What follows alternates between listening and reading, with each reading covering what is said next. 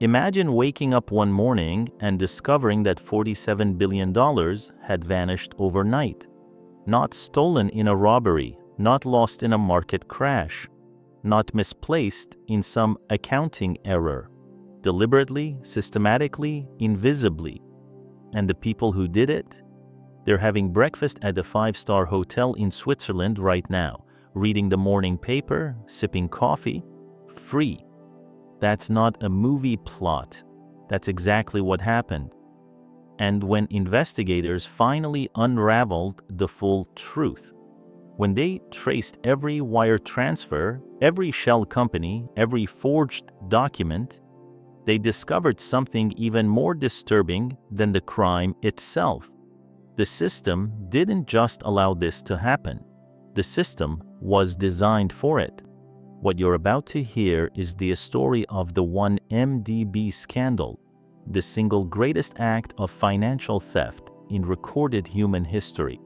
A crime so audacious, so perfectly engineered, that it swallowed governments, toppled prime ministers, implicated Hollywood royalty, and made Goldman Sachs pay the largest fine in its entire 153-year history. And yet, the main architect of this crime, the man who orchestrated everything, has never spent a single day in an American prison. Stay with me, because by the end of this story, you won't just understand how the biggest financial heist in history happened. You'll understand why it was allowed to happen. And that second part, that's the part that should terrify you. Let's go back to the beginning. The year is 2008. The world is on fire. Lehman Brothers has just collapsed. The global financial system is hemorrhaging. Trillions of dollars in wealth are evaporating in real time. Ordinary people are losing their homes, their savings, their futures. And the financial capitals of the world, New York, London, Hong Kong, are drowning in panic. But in Kuala Lumpur, Malaysia, something very different is happening. In the gleaming towers of the Malaysian capital, a 27-year-old man named Jho Low is throwing a party. Not just any party, a party so obscene, so deliberately excessive, that the people attending it can barely believe it's real. Cristal champagne, towers of it, cases opened like they are cans of soda, models flown in from 3 different countries, celebrities whose names you would recognize immediately, present, smiling, performing, tables at clubs in Las Vegas that cost more per night than most people earn in a year. Private jets chartered the way other people call taxis. And at the center of it all, this short, chubby, unassuming Malaysian kid with a big smile and an even bigger checkbook. People looked at Jho Low and asked the obvious question, who is this guy? And that question, that simple, reasonable, completely natural question, is the one that nobody in power ever bothered to answer properly, because if they had, none of what came next would have been possible. Jho Low's full name is Low Tak Jho.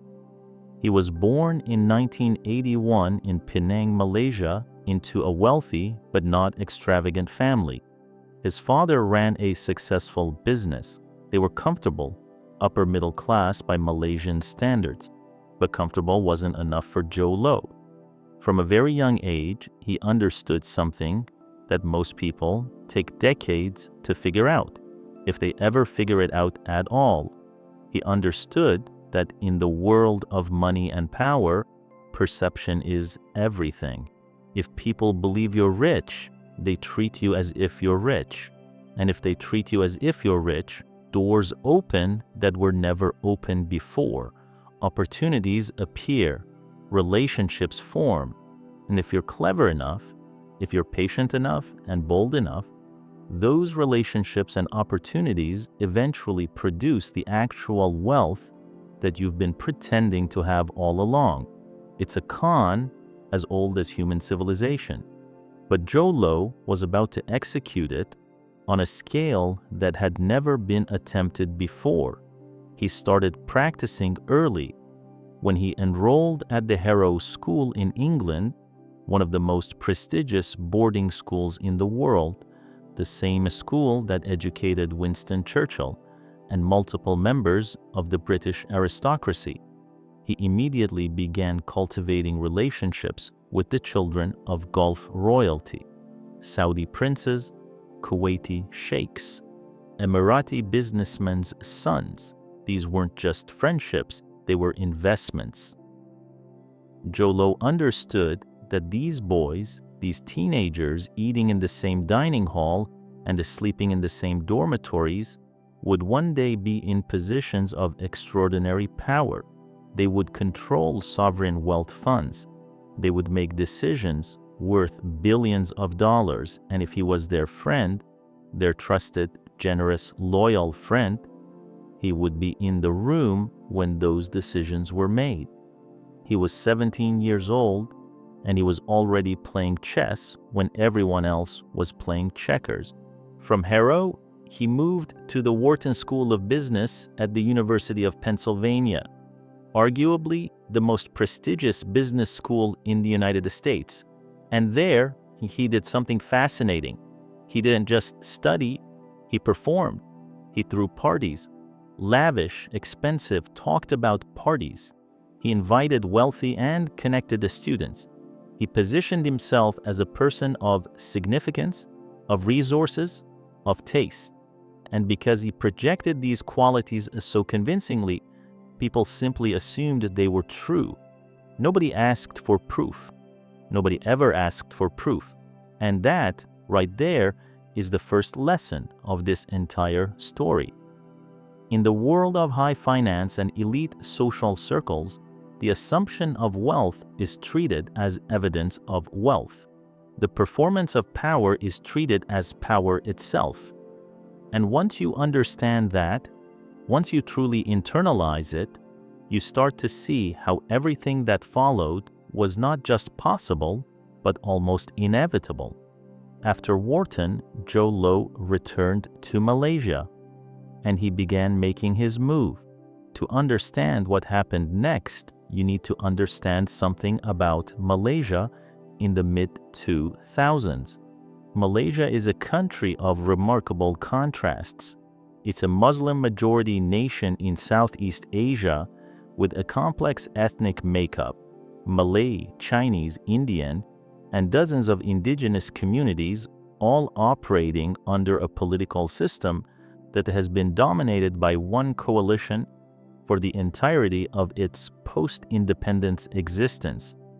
The ruling coalition, UMNO, the United Malays National Organization, had been in power since 1957. That's not a typo. Nearly 60 years of uninterrupted political dominance. And like any political structure that goes unchallenged for that long, it had developed certain habits, certain arrangements, certain understandings about how wealth and power flowed and who it flowed to. This is not unique to Malaysia. This pattern of entrenched political power creating systems where public resources get redirected into private hands exists everywhere on Earth in various forms. But in Malaysia, in the mid-2000s, something happened that turned this ordinary pattern of corruption into something genuinely extraordinary. A new political star was rising. His name was Najib Razak, and he was about to become the perfect partner for Jho Low. Najib Razak came from Malaysian political royalty. His father, Abdul Razak Hussain, was the second Prime Minister of Malaysia. His family name was literally on schools and highways and public buildings across the country.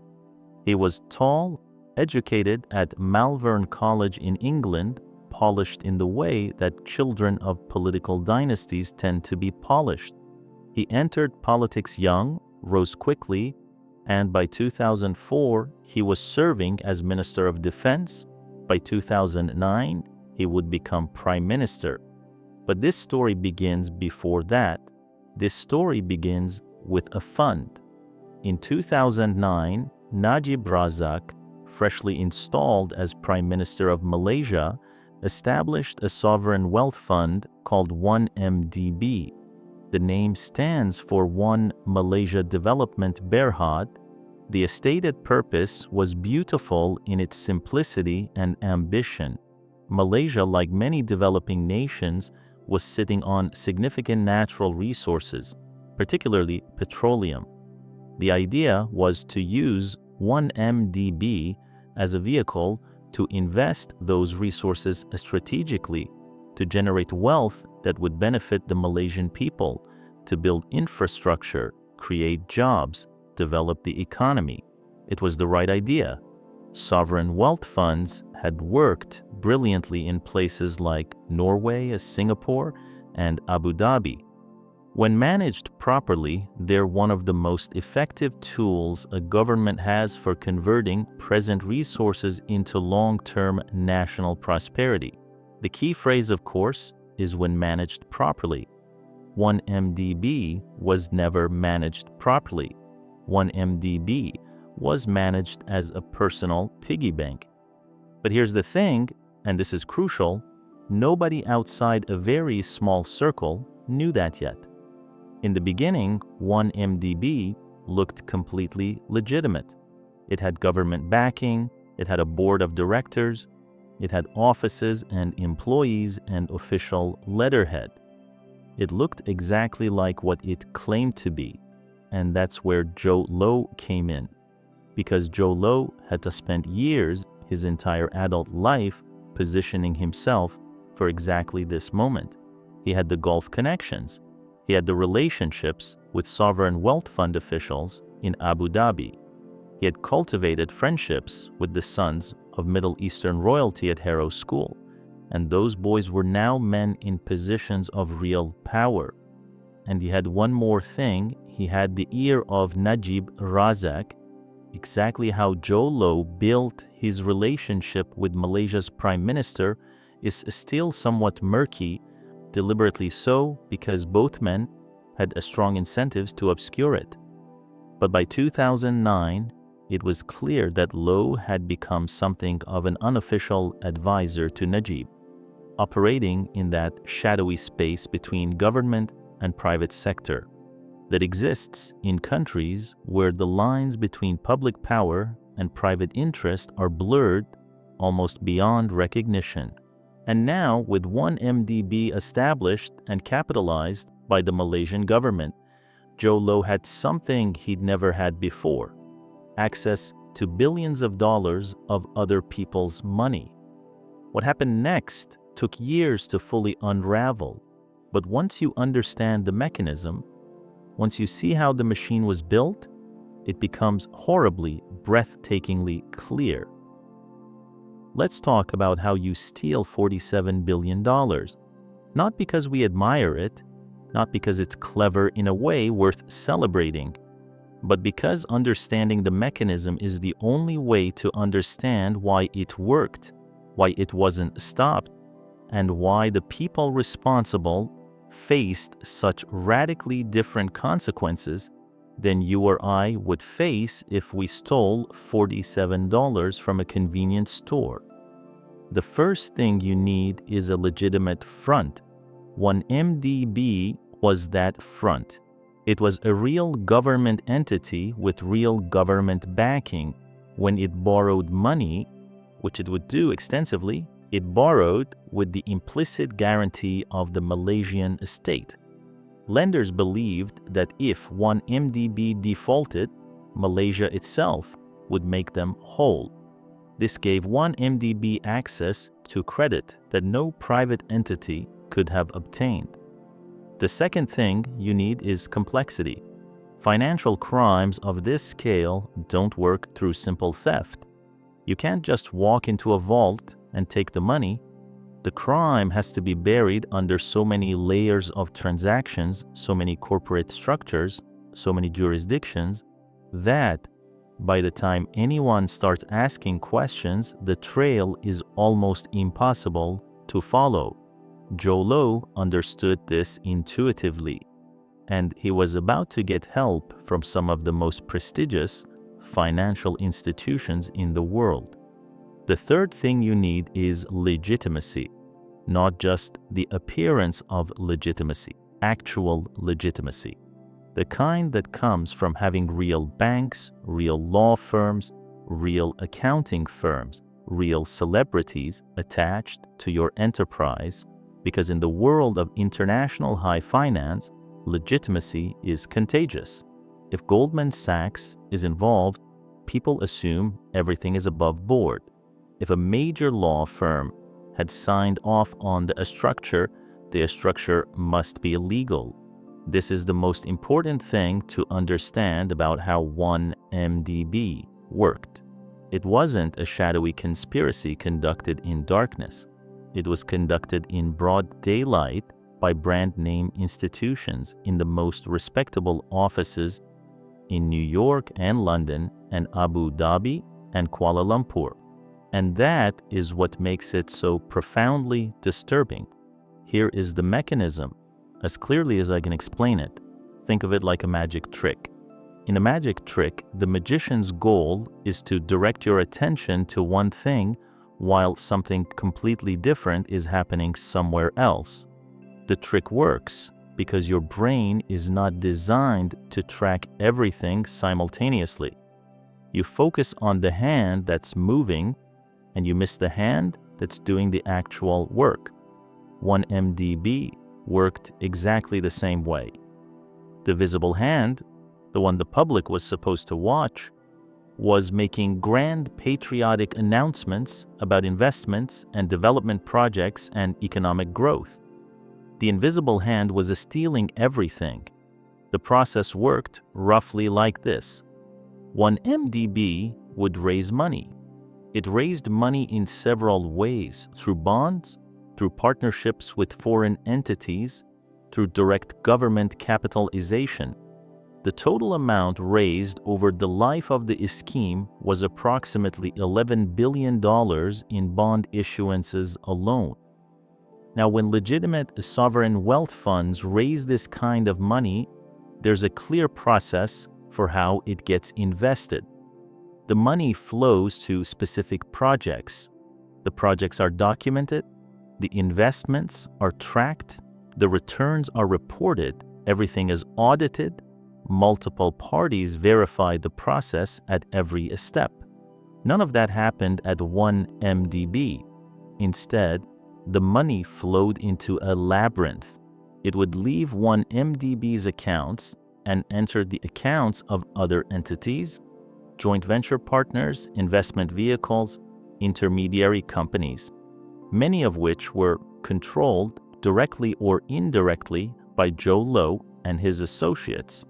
Then it would move again into shell companies in the British Virgin Islands, into accounts in Switzerland, into investment vehicles in the Cayman Islands, through banks in Singapore, Luxembourg, and New York. Each move was carefully designed to obscure the previous one. Each layer added distance between the money and its origin.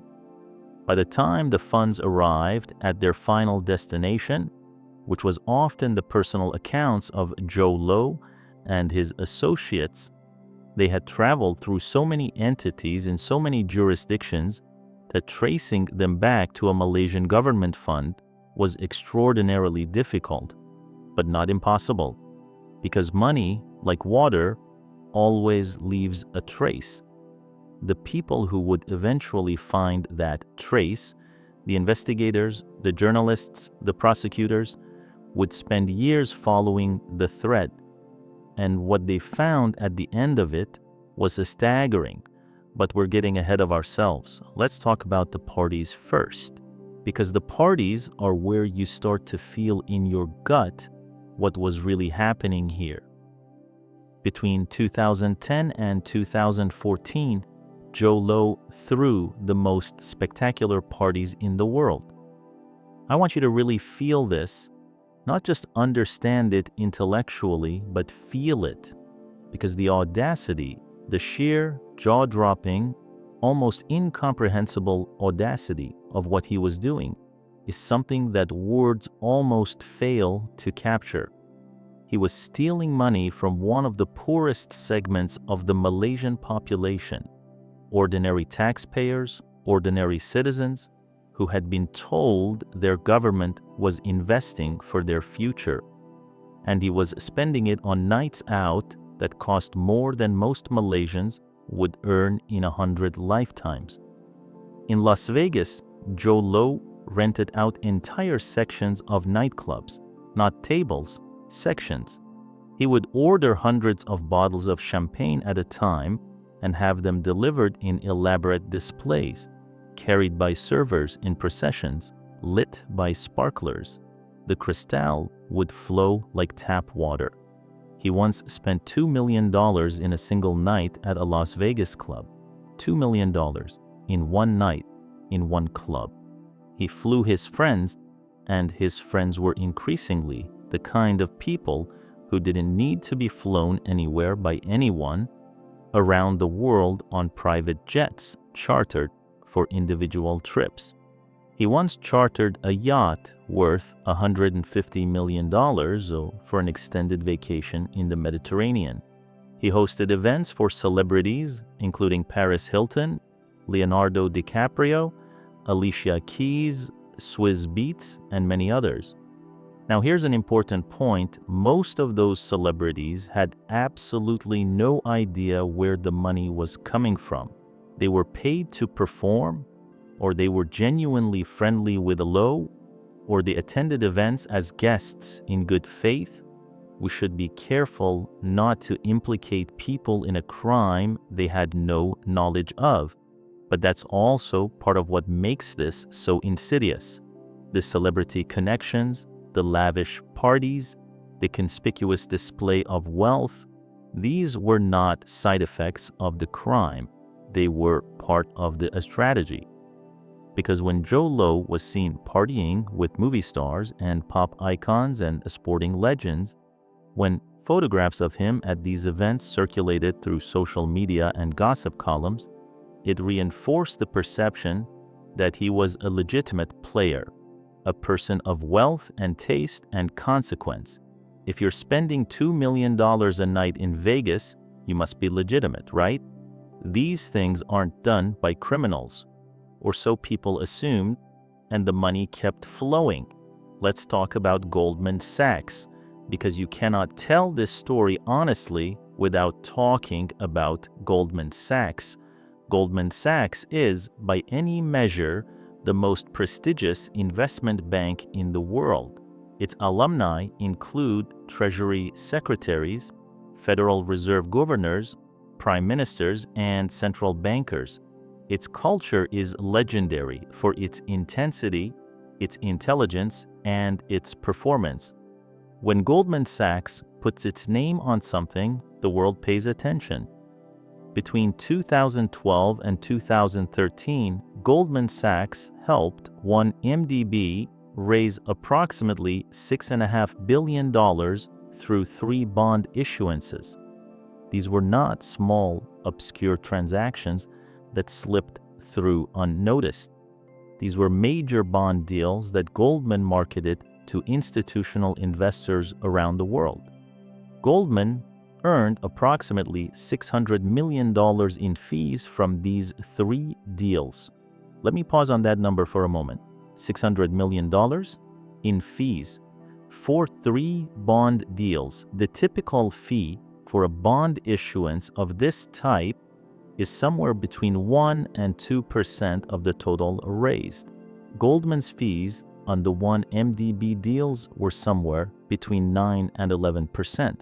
That is 5 to 10 times the normal rate. Goldman Sachs charged 1 MDB 5 to 10 times the normal rate and didn't explain why, and nobody at the bank seems to have asked loudly enough. Now, to be fair, and we should be fair even when telling a story about the powerful, it's possible to construct an innocent explanation for the elevated fees. 1 MDB was a new institution in an emerging market. The bonds had unusual structures. The deals involved complexity that warranted additional compensation. These explanations exist. They're not entirely implausible, but here's what makes them very hard to fully accept. A significant portion of that $600 million in fees, according to subsequent investigations and guilty pleas from Goldman executives, was paid as bribes to Malaysian officials, bribes that flowed directly from the proceeds of the bond sales. In other words, Goldman raised money for 1MDB, took an enormous fee that was itself partially funded by bribery, and helped to create the illusion of legitimacy that allowed the whole scheme to function. The key figure on the Goldman side of these transactions was a banker named Tim Leissner. Tim Leissner was Goldman's Southeast Asia chairman. He was tall, charming, German-born with a lifestyle that mirrored the excess of the era. He had connections throughout the region. He was considered a rainmaker, the kind of banker who brought in deals that other bankers couldn't, and he knew exactly what he was doing. Tim Leissner would later plead guilty to conspiracy to launder money and conspiracy to violate the Foreign Corrupt Practices Act. He would admit to paying hundreds of millions of dollars in bribes to government officials in Malaysia and Abu Dhabi to secure and maintain 1MDB's business. He would admit that he was a criminal. But what about Goldman Sachs as an institution? That's where things get complicated.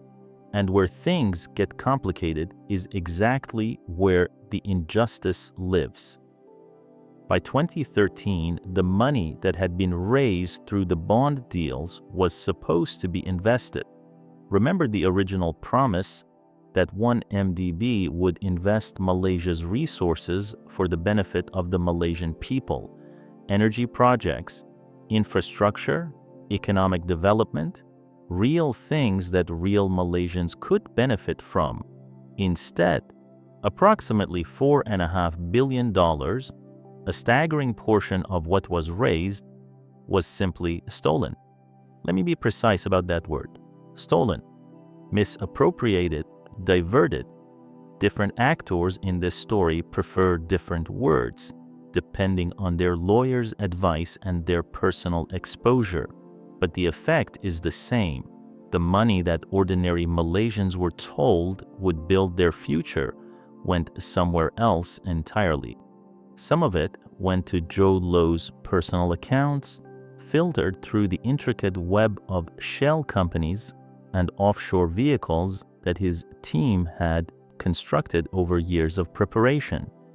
Some of it went to Najib Razak, Malaysia's sitting prime minister, in what investigators would later describe as one of the largest direct transfers of government funds to a national leader in modern history.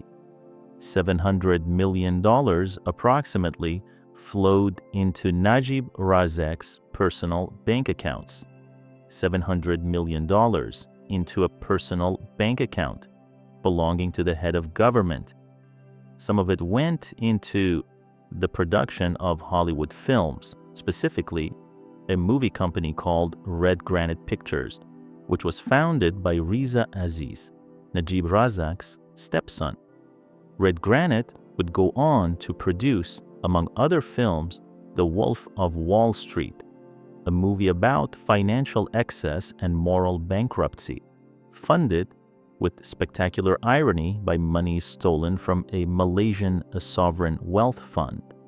Leonardo DiCaprio accepted an Oscar at an event surrounded by people whose lifestyle was being subsidized by stolen public funds, for a movie about the exact kind of financial crime that was funding its own production. Sometimes reality is more surreal than anything a screenwriter could invent. Some of the money went into real estate, luxury apartments in New York, including a condo in the Park Lane Hotel that alone cost $30 million, properties in Los Angeles, in London, in Beverly Hills. Some went into jewelry, The pink diamond necklace that Najib's wife, Rosma Mansour, was photographed wearing, reportedly purchased for $27 million, became one of the most potent symbols of the entire scandal. Some went into artwork, tens of millions of dollars in paintings by Monet, Basquiat, Van Gogh, and others, purchased at auction, hung in private residences, and occasionally loaned to museums, where they gave their owners the additional benefit of social and cultural legitimacy. And throughout all of this, the official story, the story being told to the Malaysian public, to investors, to regulators, was that 1MDB was performing as intended, investing, growing, building. It was one of the most comprehensive, sustained, multi-layered frauds in the history of finance, and it was working perfectly until it wasn't. The first cracks appeared quietly, as they almost always do. In early 2015, an investigative journalist named Claire Rewcastle Brown published a series of reports on her blog, a website called Sarawak Report, making detailed allegations about 1MDB. She had been digging into Malaysian financial affairs for years, and she had received documents, leaked documents, that painted a very different picture of 1MDB's finances than the official one. Her reports were specific. They named names, they cited documents, they described transactions. The Malaysian government's response was to dismiss her as a foreign agent, a meddler, someone with an agenda against Malaysia. This is the standard playbook when powerful people are accused of wrongdoing. Attack the messenger, question the motives, create noise and confusion, make the allegations seem partisan rather than factual. It's a playbook that has worked many times throughout history. For a while, it worked here too. But then, the Wall Street Journal got involved. In the summer of 2015, a team of Wall Street Journal reporters, Tom Wright and Bradley Hope, who would later write the definitive book on this scandal, Billion Dollar Whale, published a report that changed everything. They had obtained bank records, not allegations, not leaks from anonymous sources, actual bank records showing actual transactions. And those records showed that approximately $700 million had flowed from accounts connected to 1MDB into the personal bank accounts of Najib Razak, $700 million, into the Prime Minister's personal accounts. The Malaysian government's initial response was almost comical in its inadequacy. Officials claimed the money was a political donation from a Saudi royal family member, then they claimed it was a loan, then they claimed it had been returned. The story changed multiple times in the space of days.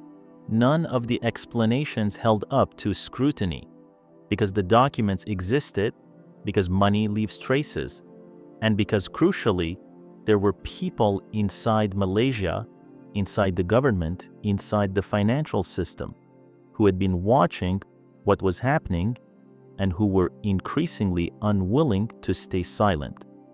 The most significant of these was the Attorney General of Malaysia, Abdul Ghani Patail, who had opened a criminal investigation into 1MDB. He was removed from his position in July 2015, officially due to health reasons. Nobody believed that. His replacement, the new Attorney General, would subsequently clear Najib of any wrongdoing. But removing the Attorney General couldn't remove the documents, and it couldn't stop what was already happening on the other side of the world. In the United States, the Department of Justice had been paying attention. This is important to understand. The DOJ's involvement wasn't inevitable. For a long time, it wasn't even obvious that the United States had jurisdiction over a scandal that technically involved a Malaysian government fund and transactions that appeared on the surface to be between Malaysian and Middle Eastern entities. The American connection came from the dollar. Almost all significant international financial transactions are conducted in US dollars. Even when the transaction has nothing to do with American entities, even when it involves, say, a Malaysian fund transferring money to an Abu Dhabi company, if that transaction is routed through the US financial system, even briefly, even for a fraction of a second, as it clears through a New York correspondent bank, it falls under US jurisdiction. This is one of the most powerful and least understood aspects of American financial power in the modern world. The dollar's status as the global reserve currency gives the United States jurisdiction over the global financial system in a way that no other country possesses. And that jurisdiction was about to be deployed. In July 2016, the Department of Justice filed what it called a civil asset forfeiture complaint. The DOJ sought to seize over $1 billion in assets that it alleged were traceable to funds stolen from 1MDB. The assets it sought included the Park Lane Hotel condo in New York, real estate in Beverly Hills and New York, luxury yachts, a private jet, artwork by Monet and Van Gogh, and rights to profits from The Wolf of Wall Street. The complaint was extraordinary for several reasons. First, its scope, over $1 billion in a single forfeiture action. Second, its specificity. The DOJ named Joe Lowe explicitly and described his role in extraordinary detail. It described a conspiracy involving officials at the highest levels of the Malaysian government, the Abu Dhabi Sovereign Wealth Fund, and Goldman Sachs bankers. Third, and perhaps most importantly for our story, it was a civil action, not a criminal one. Why does that matter? Because in a civil forfeiture action, you're seizing assets. You're not convicting people. You're not sending anyone to prison. You're essentially saying this money was stolen and we're taking it back. The implications of that choice, the choice to pursue civil rather than criminal charges against the principal architects of the scheme, would become one of the central questions of the entire story. But before we get there, let's talk about what happened in Malaysia. Because in Malaysia, the consequences were much more dramatic. Najib Razak lost the 2018 Malaysian general election. This was, by any measure, a stunning upset. Najib's coalition had ruled Malaysia for 61 consecutive years. It had never lost. It had access to state resources, to the media, to the machinery of government. It should have been invincible. But the 1MDB scandal had poisoned everything. The anger in Malaysia was real and deep and genuine. Ordinary Malaysians, people who worked hard, paid taxes, and had been told their government was investing for their future, felt personally betrayed. Not in the abstract political sense, but viscerally, personally betrayed. The man who defeated Najib was Mahathir Mohamad, himself a former prime minister who had served for 22 years, then retired, and then come out of retirement specifically to fight this election at the age of 92, explicitly because of the 1MDB scandal, 92 years old, coming out of retirement because the corruption had become intolerable. After the election, things moved quickly. Najib Razak was arrested. He was charged with multiple counts of abuse of power, criminal breach of trust, and money laundering. His wife, Rosma Mansour, was also charged. Their homes were searched. The police recovered more than 12,000 pieces of jewelry, over 400 designer handbags, and hundreds of millions of dollars worth of cash and luxury goods. The images of those searches, the warehouses full of luxury goods, the rows of Birkin bags, the stacks of cash, became iconic. They were seared into the Malaysian national consciousness as a symbol of how thoroughly the people had been robbed. In 2020, Najib Razak was convicted. He was sentenced to 12 years in prison and ordered to pay a massive fine. A sitting prime minister, convicted, sentenced to prison. This was supposed to be the moment of justice, the moment where the story resolved the way stories are supposed to resolve, where the powerful are held accountable, where the law means what it says, where crime is punished. And for a moment, it felt that way, but only for a moment. Because in 2022, Malaysia's federal court upheld Najib's conviction in one case, and then, in a series of maneuvers that shocked the country and the world, he remained free pending other appeals, received a royal pardon that reduced his sentence, and as of the recording of this script, he is living at home, not in a prison cell. The royal pardon, the appeals, the legal maneuvering, the system that he helped to build, the system of connections and influence and mutual protection, was still working for him, even after conviction. Justice in Malaysia turned out to be less final than it first appeared. But Malaysia is not the central injustice of this story. The central injustice lives in the United States, and it lives in the name Jho Low. Jho Low is a fugitive.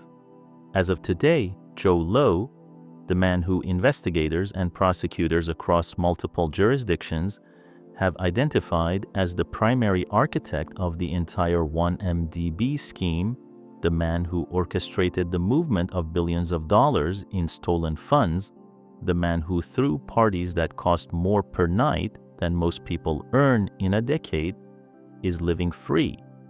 He is believed to be in China, or possibly in another country that does not have an extradition treaty with the United States. He has never been arrested. He has never been tried. He has never sat in a courtroom and faced the evidence against him. He has, through lawyers, consistently denied all wrongdoing. And he is, by any reasonable measure, enjoying his life. This is not a secret. This is not a contested fact. The DOJ knows where he likely is. Interpol has issued a red notice for his arrest. Multiple countries have sought his extradition, and yet he remains free. How? The answer to that question is partly geopolitical. China has not extradited him and has no legal obligation to do so, and partly structural, which we'll discuss shortly. But first, let's talk about what happened to Goldman Sachs, because Goldman Sachs did face consequences. And the nature of those consequences tells you almost everything you need to know about how justice operates at the highest levels of financial power. In October 2020, Goldman Sachs reached a settlement with the United States Department of Justice. The settlement was, in dollar terms, enormous. Goldman agreed to pay approximately $2.9 billion, nearly $3 billion, in fines and penalties related to its role in the 1MDB scandal. This was the largest fine Goldman Sachs had ever paid. It was one of the largest corporate fines in American financial history. The Malaysian government separately reached a settlement with Goldman for $3.9 billion, so Goldman paid, combined, approximately $6.8 billion to resolve its legal exposure from 1MDB. $6.8 billion. You might think that's significant accountability. You might think that's justice. And you wouldn't be entirely wrong. $6.8 billion is not nothing. It represents genuine pain for Goldman's shareholders and, in some sense, for Goldman's reputation. But let's be clear about what it isn't. It isn't a prison cell. No senior Goldman Sachs executive went to prison for the 1MDB affair. Tim Leissner, the banker who pleaded guilty and admitted to his crimes, became a cooperating witness. He was sentenced to time served, which is to say, essentially no incarceration, plus a period of supervised release. Another Goldman banker, Roger Ng, was convicted at trial and sentenced to 10 years in prison. He was, in terms of seniority and decision-making authority, lower on the Goldman hierarchy than the people who were making the big decisions. The senior executives who oversaw Goldman's Southeast Asia operations, who approved the deals, who collected the enormous fees, they faced civil penalties, fines, clawbacks of a compensation, not prison. The institution paid. The individuals at the lower levels of responsibility were punished most severely. The individuals at the higher levels of responsibility faced the softest consequences. Does that pattern sound familiar? It should, because it's the same pattern we saw after the 2008 financial crisis, when major banks paid billions in settlements, while almost no senior executive went to prison for conduct that contributed to the near collapse of the global economy. It's the same pattern we see in nearly every major corporate crime of the modern era. The institution pays, the people at the top walk, and the question, the uncomfortable, persistent, deeply important question, is whether that's a bug in the system or a feature. Let's talk about that question directly because it's the heart of everything. Why do financial crimes at this scale so rarely result in prison sentences for the people who actually planned and executed them? The answers are structural, legal, and deeply uncomfortable. The first reason is complexity. Criminal prosecution requires proof beyond a reasonable doubt. It requires a showing with evidence that a jury of ordinary citizens can understand that a specific individual made a specific decision that constituted a specific crime. In cases like 1MDB, the transactions are buried under dozens of corporate structures spread across multiple jurisdictions, documented in millions of pages of records in multiple languages. The complexity is not accidental, it's the point. The complexity is the camouflage. Prosecutors have to untangle years of deliberately obfuscated transactions. They have to prove a specific intent. They have to show that individual executives, who can always claim they didn't understand what was happening at lower levels of the organization, were directly and knowingly involved in the criminal conduct. This is genuinely hard to do. Genuinely hard. Not impossible, but hard. And here's where the second reason comes in. The second reason is resources. The people who commit crimes of this scale have essentially unlimited resources to fight the charges against them. They have the best lawyers in the world.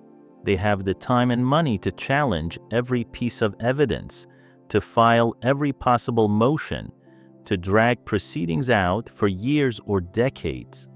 The government, on the other hand, has limited prosecutorial resources and significant pressure to resolve cases efficiently. Settlements are faster, cheaper, and more certain than trials. A $3 billion settlement takes months to negotiate. A criminal trial against a sophisticated defendant with unlimited legal resources can take a decade and still fail. So the rational choice for prosecutors, from an institutional standpoint, is often to take the settlement. The third reason is revolving door politics. The senior people at major financial institutions and the senior people in the regulatory and prosecutorial agencies that oversee those institutions know each other. They went to the same schools. They work at the same firms, just on different sides of the revolving door at different points in their careers. This creates not necessarily explicit corruption, though that exists too, but something more subtle, a shared worldview, a shared sense of what constitutes reasonable behavior, a shared reluctance to do the most severe possible thing to people who are, in some very real sense, part of your own social world. This is not a conspiracy theory, it's a sociology. And the fourth reason is the most disturbing of all. The fourth reason is that allowing the institution to pay while protecting individuals is often in the institution's interest, and institutions over time shape the regulatory environment in which they operate. If Goldman Sachs faces a $3 billion fine, Goldman Sachs writes a check and moves on. $3 billion is painful, but Goldman generates revenues of tens of billions of dollars per year. It survives. If senior Goldman executives face criminal prosecution, face the possibility of prison sentences, face the complete destruction of their professional reputations and personal freedom, that's a different kind of deterrent entirely. That's the kind of deterrent that changes behavior. But that kind of deterrent also threatens the system. It threatens the shared understanding, the shared network, the shared world that exists at the top of finance and government. And so, quietly, over decades, through lobbying and litigation and the careful placement of friendly people in regulatory positions, the system has evolved to protect its own. Fines that can be absorbed, settlements that preserve the institution, criminal accountability that falls most heavily on those at the bottom and middle, while those at the top walk away. This is not unique to Goldman. It is not unique to 1MDB. It is the operating principle of high finance accountability in the modern world. And understanding that is not cynicism, it's clarity. Now let's talk about the human cost, because in all the discussion of billions of dollars and corporate settlements and geopolitical complexity, it's easy to lose sight of the fact that real human beings were hurt by what happened. Malaysia in 2015 and 2016 faced a genuine financial crisis, partly attributable to the 1MDB scandal. The Malaysian ringgit collapsed in value. The stock market fell. Foreign investment dried up as Malaysia's reputation for governance was destroyed. Ordinary Malaysians, people who had nothing to do with 1MDB, who had never heard of Joe Low, who had simply been going about their lives, saw the purchasing power of their savings eroded. They saw infrastructure projects delayed or canceled. They saw services cut as the government struggled to service the debts that 1MDB had accumulated. The total debt that 1MDB left behind, the money it borrowed and spent and never invested productively, is approximately $11 billion. Malaysian taxpayers are responsible for that debt. They will be paying for it for generations. Let that sink in. The people who stole the money are living in luxury. The people who were stolen from are still paying the debt. And this injustice, this fundamental, enraging injustice, is not limited to Malaysia. Every sovereign wealth fund scandal, every corruption scheme of this type imposes its costs most heavily on the people who were supposed to benefit from the fund in the first place, on the ordinary citizens, on the poor and the middle class, on the people who had no voice in how their country's resources were used. The powerful took, the powerless paid. And the system that was supposed to prevent this, the system of regulation, oversight, accountability, failed completely. Not because it was overwhelmed, not because the crime was too clever to detect, but because large and influential parts of the system were actively complicit in it. Let's go back to Jho Low for a moment, because his story has an almost novelistic quality that demands attention. After the Wall Street Journal's bombshell reporting in 2015, Jho Low began to understand that the music was stopping, that the game, which had run so beautifully for so long, was reaching its end. He didn't panic, he acted. He began moving assets, he transferred properties, he shifted money, he worked to put as much distance as possible between himself and the increasingly visible evidence of his crimes. He also embarked on a somewhat extraordinary public relations campaign. He gave interviews, he issued statements, he engaged lawyers and PR firms in multiple jurisdictions to push back on the narrative. He claimed, with a consistency that never quite achieved the ring of truth, that he was the victim of a political conspiracy, that the reports were false, that the evidence had been manipulated. Nobody who had looked at the evidence believed him. But that wasn't really the point. The point was to create noise, to create confusion, to muddy the waters enough to buy time. And it worked, in the sense that it bought him time. In 2018, when the DOJ indictment against him became public, Jho Low issued a statement calling the charges politically motivated and factually incorrect. Then he disappeared. He has not appeared in public since in any jurisdiction where he could be arrested. He is believed to be in China. He is believed to be comfortable. He is believed to be free. Let me be very clear about something. The DOJ knows who he is. They know where he probably is. They have an airtight case against him, or as close to airtight as these things get. Multiple witnesses have testified against him. Documents trace his activities in extraordinary detail. Former associates have pleaded guilty and described his role in their pleas, and yet he remains free, because arresting him requires a country willing to hand him over, and the country where he is believed to reside has no extradition treaty with the United States and no political incentive to cooperate. Geopolitics in this case is the ultimate protection. The most wanted financial criminal in the world is sitting in plain sight in a country that has decided, for its own reasons, not to be bothered. Let's talk about the money.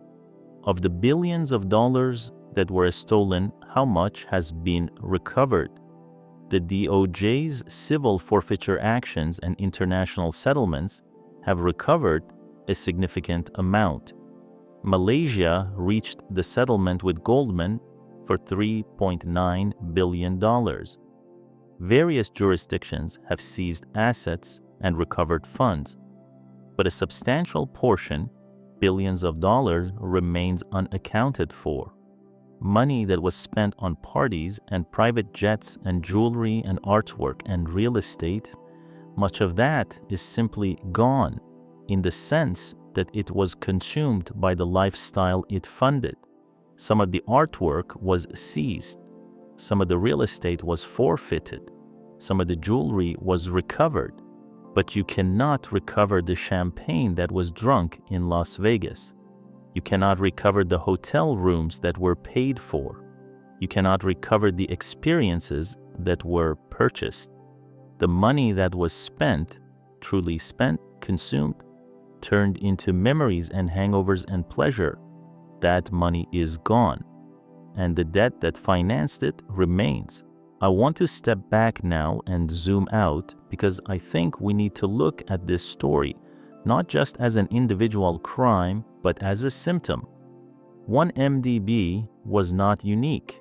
I know that sounds strange, given that we've been describing it as the biggest financial crime in history. And in terms of raw dollar amounts from a single source, it may indeed be the largest. But the pattern of sovereign funds and government resources being systematically looted by connected elites is not unique. It's not even unusual. Variants of this story have played out in Angola, in Venezuela, in Nigeria, in Kazakhstan, in Moldova, in Ukraine. Sovereign wealth funds, state-owned enterprises, government-backed investment vehicles, in country after country, the same basic structure has been used to redirect public resources into private hands. What made 1MDB different in degree rather than in kind was the scale, the sophistication, and the involvement of American and European financial institutions, because that's the piece that most of these stories don't have. In most corruption scandals, the Western financial system plays a passive role. The stolen money comes to Western banks, which ask few questions and accept the deposits. This is bad enough.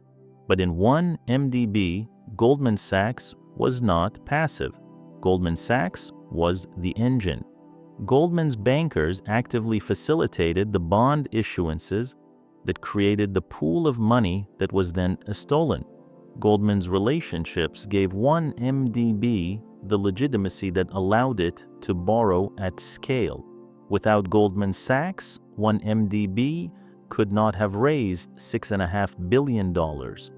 Without that $6.5 billion, there would have been much less to steal.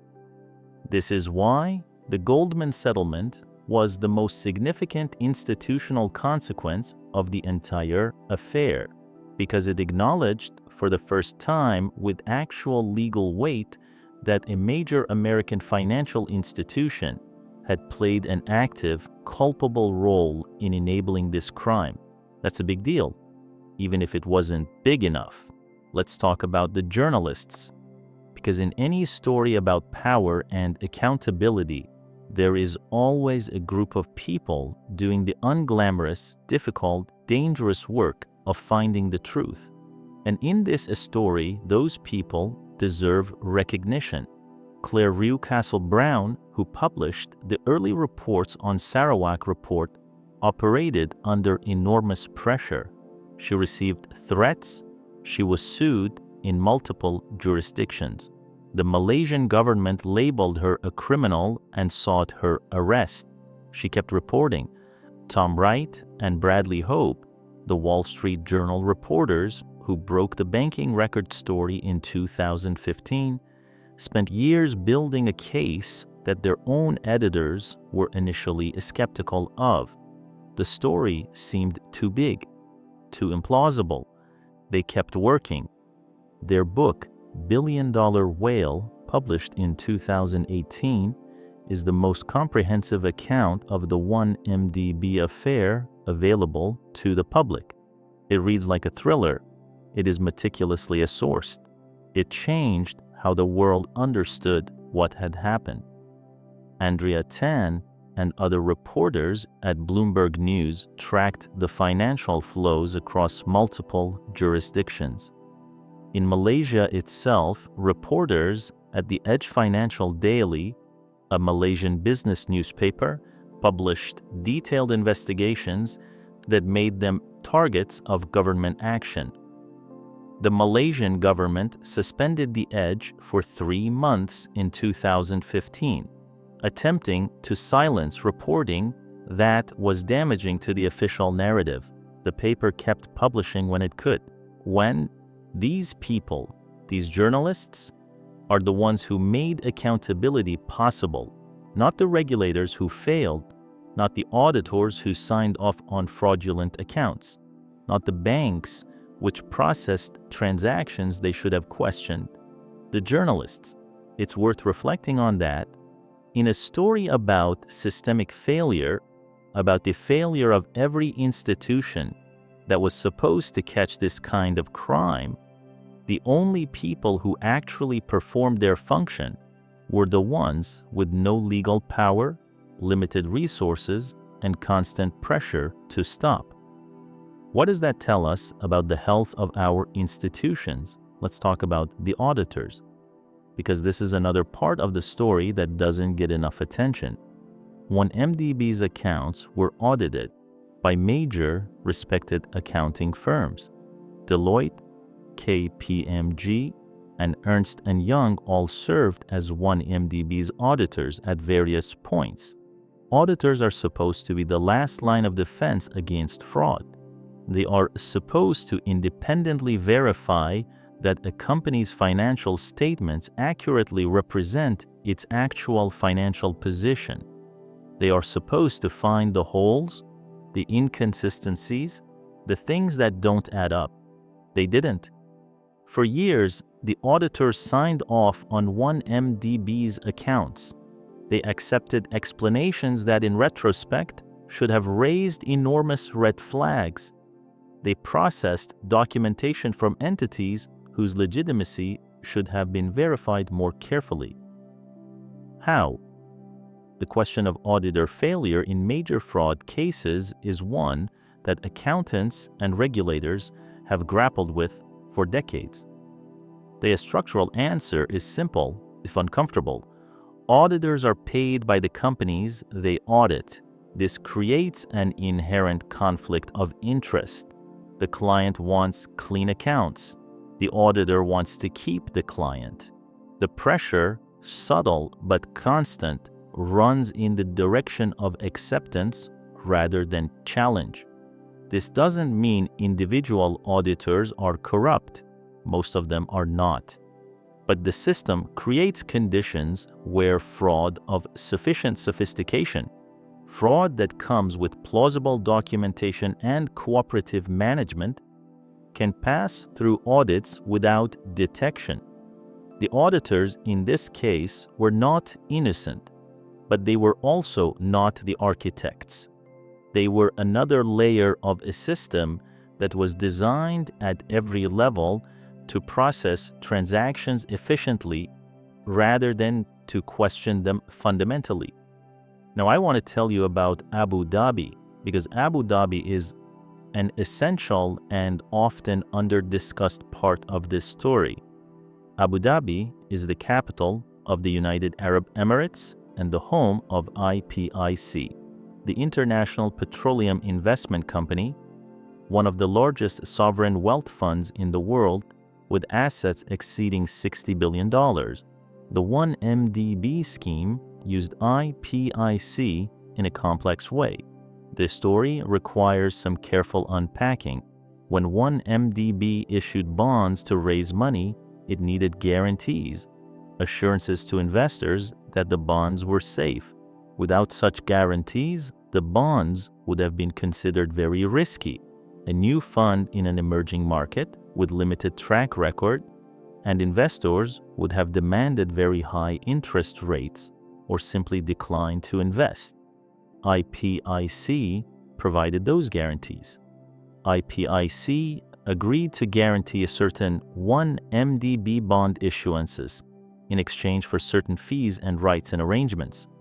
These arrangements were mediated and enabled by an Abu Dhabi official named Kadem Al-Kubaisi, who was the managing director of IPIC, and another official named Mohammed Badawi Al-Husseini, who was the CEO of an IPIC subsidiary called Abar Investments.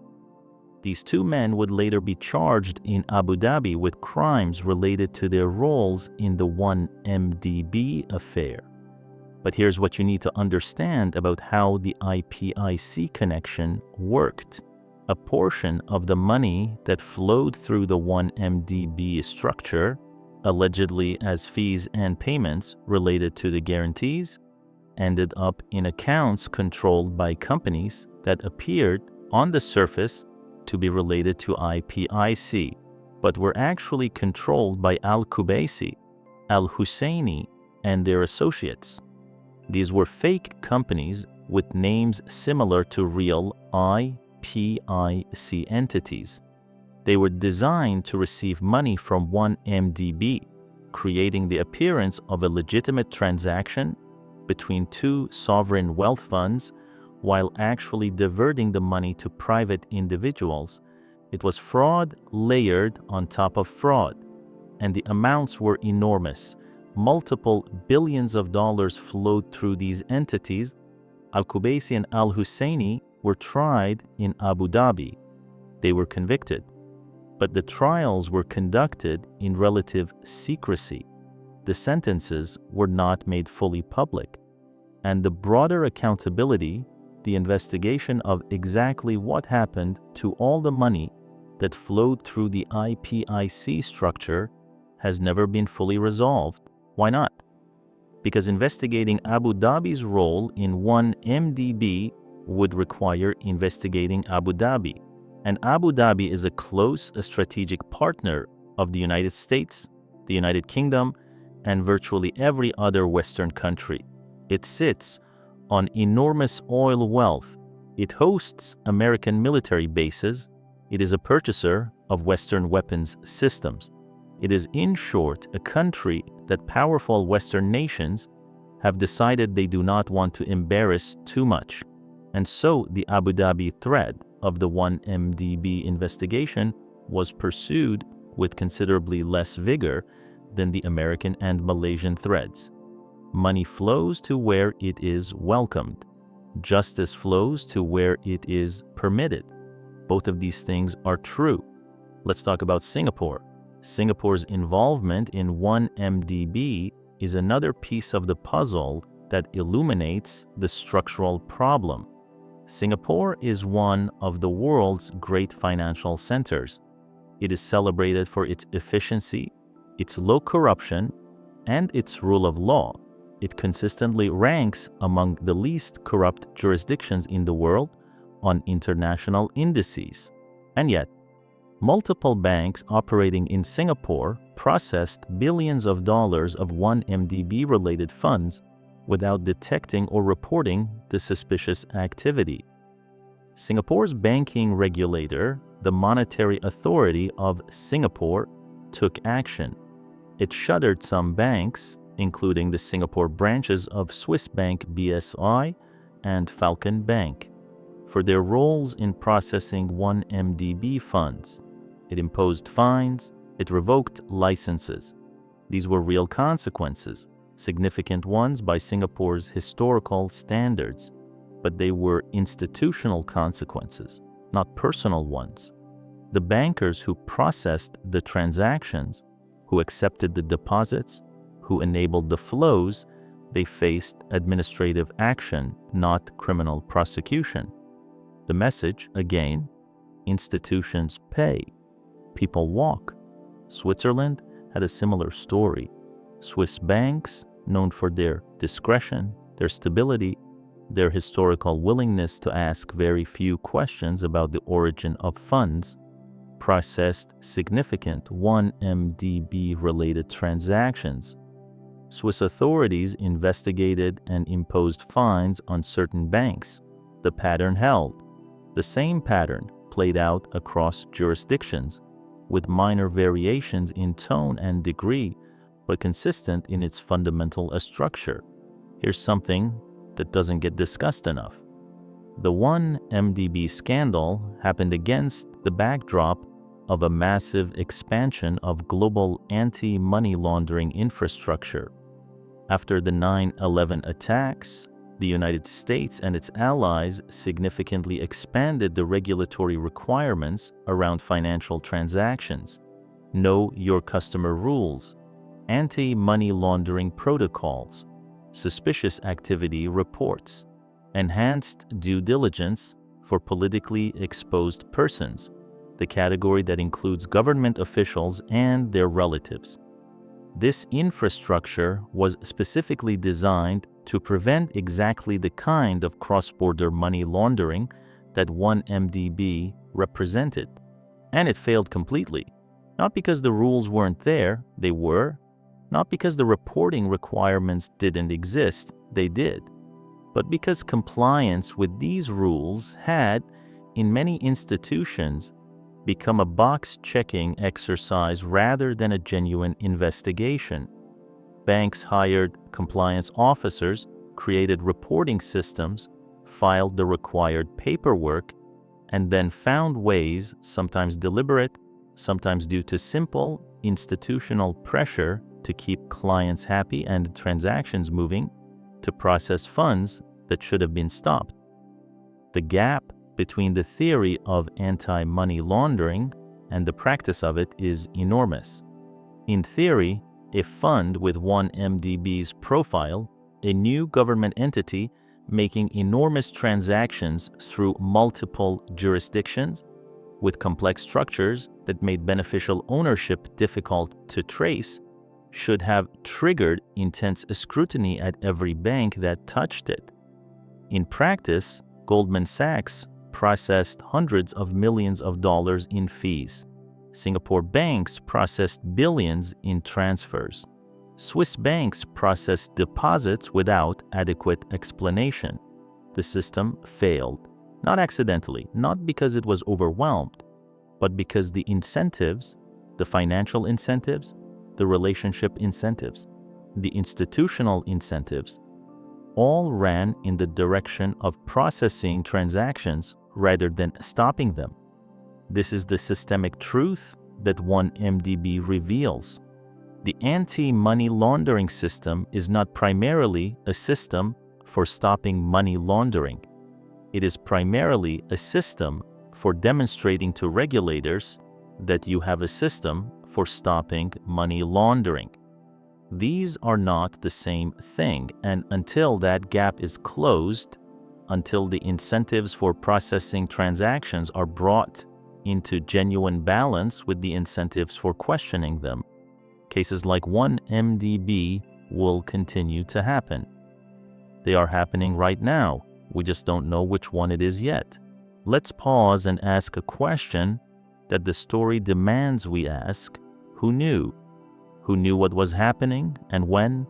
And what did they do about it? The answer is uncomfortable. A lot of people knew or suspected or had enough information that they should have investigated. Internal Goldman Sachs emails revealed in the subsequent investigation showed that some bankers within the firm raised questions about the 1MDB deals. They were concerned about the unusual structure, the elevated fees, the lack of clear explanation for where the money was going. Those concerns were raised internally. They were addressed internally, and the deals went through. The compliance systems at Goldman were told that the unusual fee structures had been reviewed and approved. This was the explanation. And because the people who had approved them were senior, and because senior people's judgments carry institutional weight, the concerns were set aside. Inside 1MDB itself, the fund had a board of directors. The board had fiduciary responsibilities. Board members were supposed to ask questions, to understand the investments, to ensure that the fund was being managed prudently. Some board members have claimed they were deceived, that information was withheld from them, that the true nature of the transactions was concealed. This may be true. It may also be convenient, because the documents that have emerged from subsequent investigations suggest that the signs of wrongdoing were not subtle. The flow of funds was not hidden behind technical complexity that board members couldn't reasonably have been expected to understand. Money was leaving the fund in large amounts and going to entities whose purpose was obscure. A board that was genuinely exercising its oversight function should have noticed. The fact that it did not, or if it did notice that it did not act, suggests either a spectacular failure of governance or deliberate complicity. The truth is probably some of both. There's a detail in this story that I keep coming back to, a moment that, more than any other, crystallizes what this whole thing was. In 2013, Joe Low hosted a birthday party for himself at a club in New York. The guest list included Britney Spears, Jamie Foxx, Busta Rhymes, and various other celebrities. The party cost approximately $3 million. The money that paid for that party, the champagne, the venue, the talent fees, the private jet charters, all of it had originated in a Malaysian government fund. That fund was supposed to be investing in economic development for the Malaysian people. Many of the Malaysians who were supposed to benefit from that investment had never heard of Joe Low. They were ordinary people, farmers, factory workers, school teachers, who trusted that their government was using the country's resources responsibly. While they went to work, while they paid their taxes, while they educated their children and hoped for a better future, their money was funding a birthday party for a man they would never meet, in a country they might never visit, at an event they would never know about. This is the full dimension of what financial a crime at this scale actually means. It is not an abstraction. It is not a number on a spreadsheet. It is someone else's future consumed. Let's talk about what happens now. The 1MDB saga is not over. As of 2026, multiple legal proceedings are still ongoing in various jurisdictions. Malaysia's efforts to recover stolen funds continue. The DOJ's case against Joe Low remains open. Low himself continues to deny everything. His lawyers continue to argue his innocence. He remains free, as far as anyone can determine, and comfortable. The Goldman Sachs settlement has been paid. The bank has moved on. Its share price, after an initial drop following the settlement, recovered. Its reputation, while tarnished, has not suffered the kind of permanent damage that would have been expected from a scandal of this magnitude in an earlier era. The Malaysian political landscape has shifted again. Najib Razak's party is in coalition government once more, Malaysian politics being the complex, shifting thing it always has been. Najib himself is still navigating appeals and legal proceedings. The money, most of it, is gone. The debt, all of it, remains, and the system that made it all possible is largely intact. A few rules have been tightened. Some compliance requirements have been enhanced. There have been industry conferences and regulatory speeches and enforcement actions in various jurisdictions. But the fundamental structure, the one that allows an individual with the right connections, the right institutional relationships, and sufficient audacity to move billions of dollars across borders with minimal accountability. That structure is largely as it was, because that structure is not a bug. That structure serves the interests of the people who have the power to change it, and they don't want to change it. Now, I want to talk about something that almost never gets discussed: the role of offshore financial centers. Every step in the 1MDB scheme passed through offshore jurisdictions: the British Virgin Islands, the Cayman Islands, Panama, Luxembourg, Seychelles, and others. These places exist for one primary purpose: to allow money to move without the disclosure, taxation, and regulatory oversight that would apply in the countries where that money actually comes from and goes to. They're sold as vehicles for legitimate tax planning and investment structuring, and they are used for that. They are also used for something else. They're used to hide money. They're used to conceal beneficial ownership. Who really owns a company, who really controls an account, who is really the beneficiary of a transaction. This concealment is not incidental to these jurisdictions. It's their product. It's what they sell. It's why people bring money to them rather than keeping it at home. The British Virgin Islands, to pick one example, has a population of about 40,000 people. It has registered approximately 500,000 companies for 40,000 people. These companies are not started and run by BVI residents. They are started by lawyers and accountants on behalf of clients around the world who want entities that exist in a jurisdiction with minimal disclosure requirements, zero corporate tax, and the historical reputation for legal confidentiality. Many of these companies are used for perfectly legal purposes. Multinational businesses use them for tax efficiency. Investment funds use them for structuring.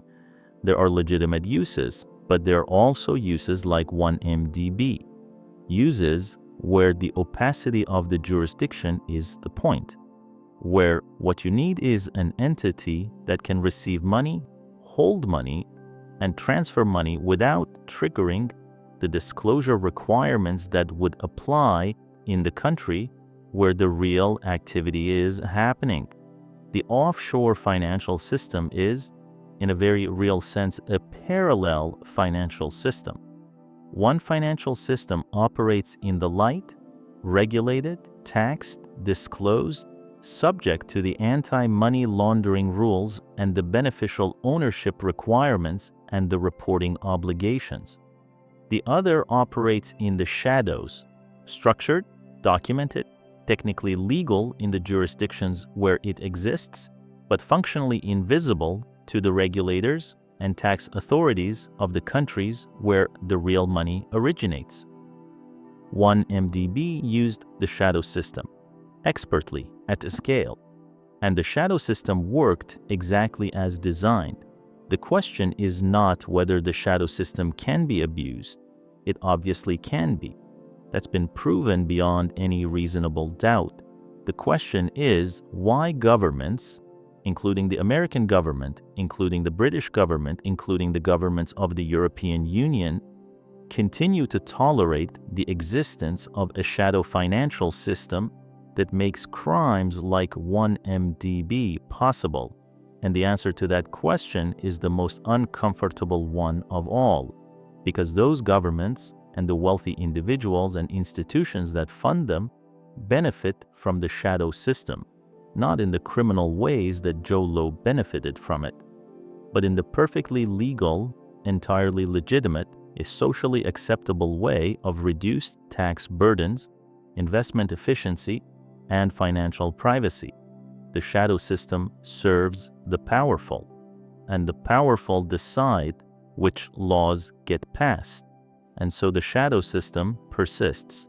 Let me tell you about a woman named Justo, Xavier André Justo. Actually, that's a man's name, let me be precise. Xavier Justo was a Swiss energy executive who worked for a company called PetroSaudi International. PetroSaudi was one of the first major partners of 1MDB in a 2009 joint venture that was supposed to involve hundreds of millions of dollars in investments. In reality, the joint venture was a vehicle for diverting funds. Justo had copies of documents, emails, transaction records that detailed what was really happening in the PetroSaudi deal. He attempted to sell those documents, first to parties connected to PetroSaudi, and then, when that failed, to others. He was arrested in Thailand in 2015, charged with attempted extortion, and sentenced to 3 years in prison. He served time in a Thai prison. Let me be clear. What Justo allegedly did, trying to sell documents for personal gain, was wrong, ethically problematic, and legally questionable. But the documents he had were real, and those documents eventually made their way to journalists who used them to expose the truth about the PetroSaudi joint venture. The whistleblower, or the would-be extortionist, depending on how you look at it, went to prison. The people whose crimes his documents exposed have faced consequences that are, in most cases, dramatically less severe. There's no clean lesson in this. Justo's methods were not heroic, but the contrast between the treatment of a man who had information about the crime versus the treatment of the people who committed it is stark. And it's not unique to this story. Whistleblowers, leakers, and informants, even well-intentioned ones, consistently face harsher legal consequences than the powerful people their information exposes, because the legal system is a weapon, and like any weapon, it is most effectively wielded by those with the most resources. I want to take a moment to talk about the human beings at the center of this, not as symbols or as representatives of a system, but as actual people. Najib Razak grew up as the son of a prime minister. He spent his entire adult life in politics. He was, by many accounts, genuinely charming, capable of warmth and connection, not a cartoon villain. People who knew him personally described someone who was sociable, who cared about his country in some genuine way, who believed, perhaps self-servingly, but perhaps not entirely without basis, that a strong political leadership of the kind he represented was good for Malaysia. And yet he allowed hundreds of millions of dollars to flow into his personal accounts. He wore an institution of public trust, the prime ministership, as cover for extraordinary personal enrichment. How do people who are not obviously monsters do monstrous things? This is one of the oldest questions in moral philosophy. The answer usually is that they don't start with the monstrous thing. They start with something small, something that feels justified, something that falls within a personal moral framework that has been slowly, incrementally stretched. The first compromise is easy, the second is easier. By the time you're accepting $700 million in a personal account, you have traveled so far from the starting point that the moral landscape around you looks entirely different from the one you began in. This is not exculpation, it is explanation. Najib Razak had choices at every step. He made the wrong ones. The consequences of his choices were borne, not by him, not primarily, not immediately, but by the people of Malaysia, who trusted him and were betrayed, and Jho Low. Jho Low is the most fascinating figure in this story, because he is the one who, by the evidence, designed the whole thing. He is the architect, the engineer, the mind that built the machine, and yet he is, in some ways, the most human figure in it, because Jho Low's crime was not primarily about money, or rather, it was about money, but money was in service of something else. What Jho Low wanted, what he had wanted since he was a teenager at Harrow, cultivating friendships with Gulf royalty, was to be taken seriously, to be seen as a player, to be in the room with the most powerful and glamorous people in the world, and to be there on his own terms, not as a visitor or an outsider, but as an equal. The parties, the celebrities, the extravagance, these weren't just spending, they were the performance of a persona that Jho Low had been constructing his entire life, the persona of a person who mattered, and in a terrible, tragic, dark way, it worked. For years it worked. He sat at tables with royalty. He produced Hollywood films. He threw parties that got written up in gossip columns. He was photographed with people whose photographs appeared on magazine covers. For a period, Jho Low was everything he had always wanted to be. The fact that it was built on a stolen money, on the theft of billions of dollars from people who would never know his name, doesn't seem to have troubled him much. That is the darkness at the center of this story. Not the transactions, not the shell companies, not the wire transfers. The darkness is that A human being could take everything from people he never met, people who trusted their government, people who had no defense against what he was doing, and feel apparently fine about it. Let's talk about the aftermath in the United States. The 1MDB affair has had specific, lasting effects on how American regulators and prosecutors approach foreign corruption cases. The DOJ's Kleptocracy Asset Recovery Initiative, the program that pursued the 1MDB-related civil forfeitures, has been expanded and strengthened in the aftermath of the case. American law enforcement has become more attentive, more sophisticated, and more aggressive in pursuing the proceeds of foreign corruption when they touch the American financial system. But expansion of existing programs only takes you so far. What the 1MDB case also revealed is the gap between what the law currently allows and what genuine accountability would require. If you're a senior executive at a major financial institution and your bank facilitates a multi-billion-dollar fraud and your bank pays a multi-billion-dollar settlement, what happens to you personally? Under current American law, the answer is potentially very little. The DOJ has guidelines for when it pursues individuals versus institutions. Those guidelines require evidence that the specific individuals acted with a specific criminal intent. In complex institutional settings, where decisions are made through chains of approval and where responsibility is diffuse, meeting that evidentiary standard for senior executives is genuinely difficult. Difficult? Not impossible.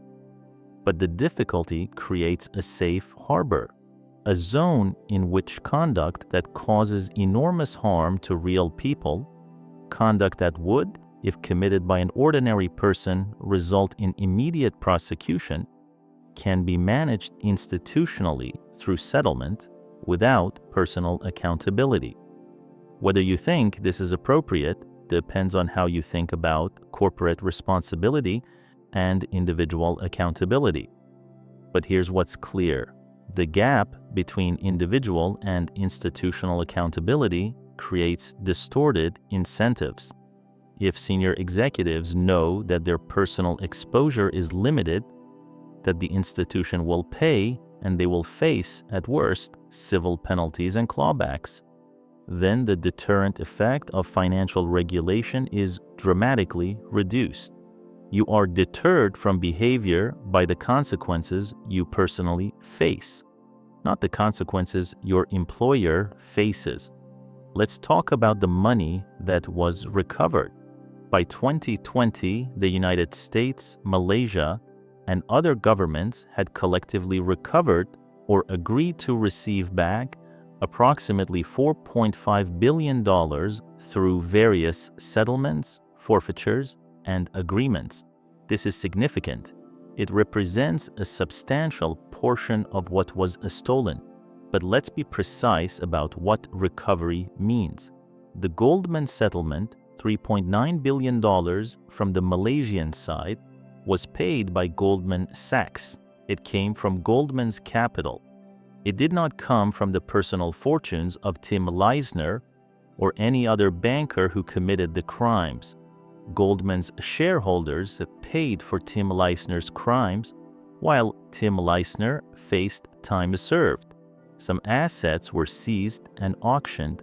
The yacht, some of the artwork, some of the real estate, but the actual perpetrators, Joe Low and those immediately around him, personally contributed very little to the recovery. The people who stole the money still have the money, or most of it. And the people who were supposed to protect against the theft, the bankers, the compliance officers, the auditors, the board members, faced consequences that were largely institutional or administrative. The math of accountability in this case is stark. Approximately $11 billion was raised by 1MDB through bonds and other means. Approximately $4 to $7 billion of that was misappropriated by various parties. Approximately $4 to $5 billion has been recovered. The gap between what was stolen and what was recovered, the money that is simply gone, is measured in billions. And the people responsible for that gap are, for the most part, living well. I want to close with the thing that this story really means. Not the dollar amounts, not the legal proceedings, not the geopolitics. The thing it means, the 1MDB scandal is often described as a story about greed. It is that. Greed was certainly present. It is also described as a story about corruption. It is that too. Corruption was the instrument. But I think it's really a story about something more fundamental, something that explains not just this crime, but the entire structure within which this crime was possible. It's a story about the gap between the rules that apply to ordinary people and the rules, or the absence of rules, that apply to the powerful. If you or I steal $47, we go to jail. If you or I steal $47,000, we definitely go to jail. But if you build the right structure, cultivate the right relationships, employ the right lawyers, route the money through the right jurisdictions, use the right institutional intermediaries, and steal $47 billion, you might go to jail if you're unlucky.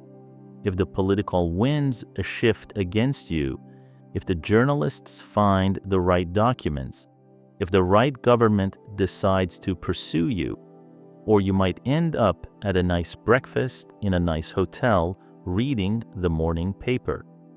This asymmetry, this stunning, systemic, carefully maintained asymmetry, is not a flaw in the system. It is the system.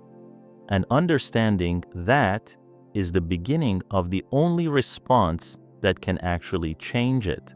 Because you can have the best investigators and the most aggressive prosecutors and the most dedicated journalists in the world, and none of it makes a fundamental difference if the structure within which they operate is designed to produce these outcomes. The structure needs to change. Beneficial ownership registries, public records of who actually owns companies and accounts, need to be universal and rigorously enforced. Banking compliance needs to carry genuine personal accountability, not just institutional liability.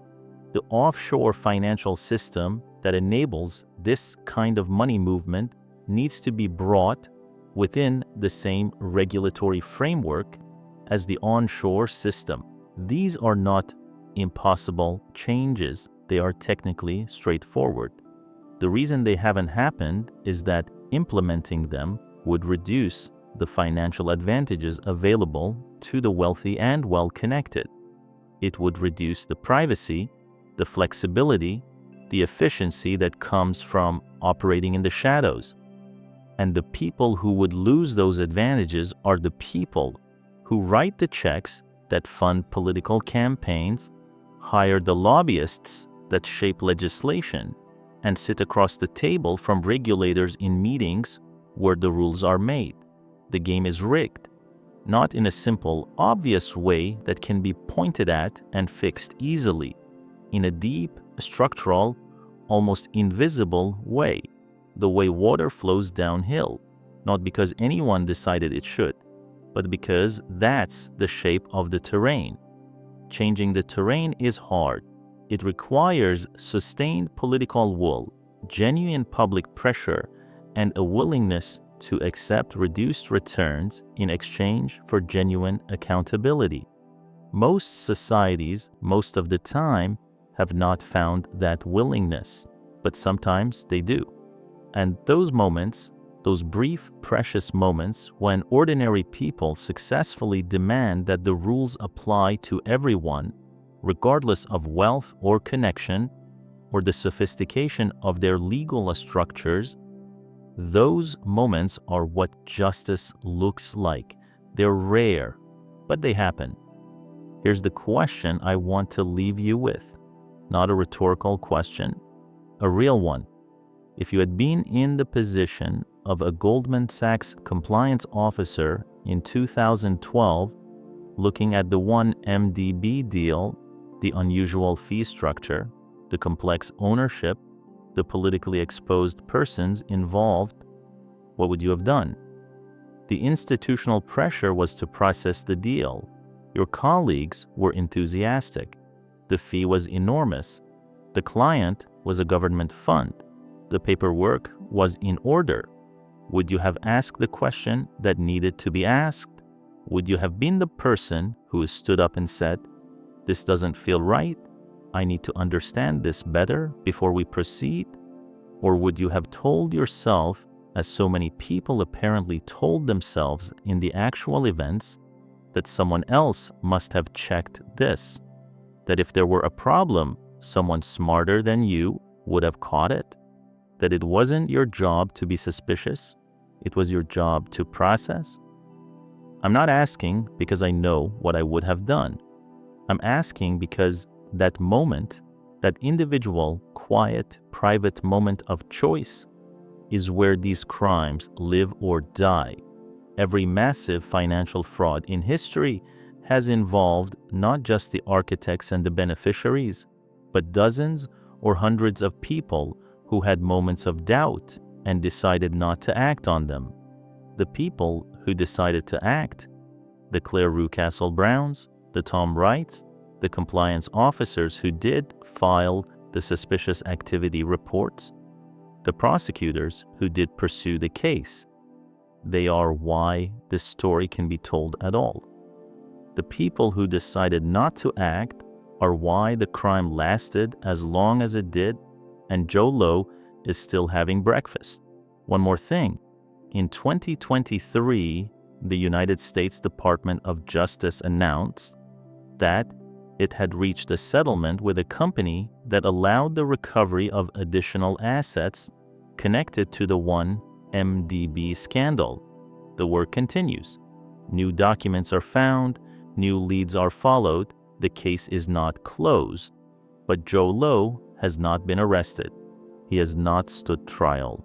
He has not faced a jury, and the clock is ticking. Not because justice has an expiration date. It doesn't. Crimes are crimes, regardless of when they're prosecuted. But the practical reality is that as time passes, witnesses age and memories fade and documents disappear, and political will dissipates, and the urgency that drives prosecution attenuates into the ordinary background noise of the legal system. The people who want Joe Low to remain free understand this. They are patient. They are counting on patience being enough. They may be right. The Wolf of Wall Street made $500 million at the box office. It was funded with stolen money. The people who stole that money to fund it are free. The country that was stolen from is still paying the debt. And somewhere in a hotel room in a country that doesn't have an extradition treaty, a man who orchestrated the greatest financial crime in recorded history is reading the morning paper. Unindicted, unconvicted, unincarcerated, free. This is not the ending anyone would write if they were writing a story designed to be satisfying, but it is the story that actually happened. And the most important question it leaves us with is not whether justice was served in this case. The most important question is what kind of world produces this outcome as a matter of routine? What kind of system allows this to happen and continues to allow it to happen and shows no meaningful signs of stopping? Because this case is over, but the next one has already started right now, in some boardroom, in some offshore account, in some government office where someone is deciding to look the other way. The machine is running, and until the terrain changes, it will keep running. The question is whether enough people, enough ordinary, non-billionaire, non-connected people decide that they care, decide that they want to live in a world where the rules mean what they say and where they apply to everyone. That's a political question. It's an electoral question. It's a question about what you demand from the people who represent you and the institutions that are supposed to protect you. And it has an answer, but that answer has to come from you, not from Joe Lowe's breakfast table.